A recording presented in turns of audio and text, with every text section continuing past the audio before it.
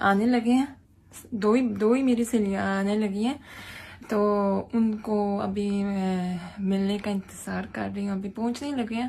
تو میں نے کہا کھانا جو پسند ہے وہ بھی لے آنا. تو کہتے ہیں سوشی کھانا ہے, تو میں نے سوشی منگوایا ہے. اور کیونکہ اب وہ کورین ہے, سارا کچھ پاکستانی کھلاؤں گی تو تھوڑا بہت بیلنس ہونا چاہیے, وہ اپنا بھی مطلب کا کھا سکیں اگر نہ پسند آئے تو, اور میرا بھی کھا سکیں.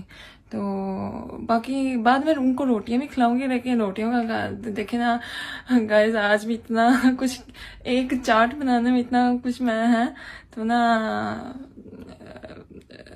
مطلب میں نا ڈیلی روز بناتی نہیں ہوں نا, تو مجھے نا ایک چیز پتہ نہیں کتنے پیا ہے تو بڑا سیاپا ہو جاتا ہے, تو نا اس لیے بڑا ٹائم لگ جاتا ہے.